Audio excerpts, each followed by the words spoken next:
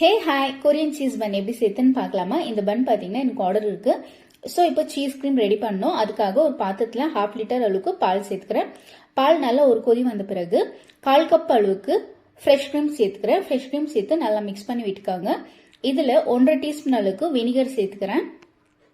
1.5 teaspoon அளவுக்கு vinegar சேர்த்த பிறகு நல்லா மிக்ஸ் பண்ணிக்காங்க. இப்போ பாருங்க பால் நல்லா திரிஞ்சு வந்திருக்கு.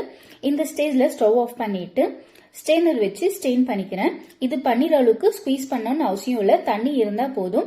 இப்போ ஒரு மிக்சி ஜார்ல சேர்த்துட்டு 2 டேபிள் ஸ்பூன் அளவுக்கு பவுடர் சுகர் சேர்த்து நல்லா பிளெண்ட் பண்ணி எடுத்துட்டு வந்துடுறேன். இந்த பன்னோட ரெசிபி நான் ஆல்ரெடி அப்லோட் பண்ணியிருக்கேன், தேவைப்படுறவங்க செக் பண்ணி பாருங்க. இப்போ பன்னை இந்த மாதிரி 4 பீசஸ் போல கட் பண்ணிட்டு ரெடி பண்ணி வச்சிருக்கிற ஃப்ரெஷ்ஷான கிரீம் சீஸை பைப்பிங் பேக்ல சேர்த்துட்டு இந்த மாதிரி ஃபில்லிங் கொடுத்துக்கிறேன். இப்போ இதே மாதிரி எல்லா பண்ணுமே ஃபில்லிங் கொடுத்து சைட்ல வச்சிடறேன். இப்போ 1/4 கப் அளவுக்கு பட்டர், கொஞ்சமா கார்லிக், கொஞ்சமா கொரியாண்டர் இது ஃபைனா சாப் பண்ணி பட்டர்ல போட்டு மெல்ட் பண்ணி எடுத்துட்டு வந்துட்டு இப்போ ரெடி பண்ணி வச்சுக்கிற கிரீம் சீஸை இந்த மாதிரி டிப் பண்ணி ட்ரேல அரேஞ்ச் பண்ணிக்கிறேன். இது 5 to 6 மினிட்ஸ் போல பேக் பண்ணி எடுத்துட்டு வரலாம்.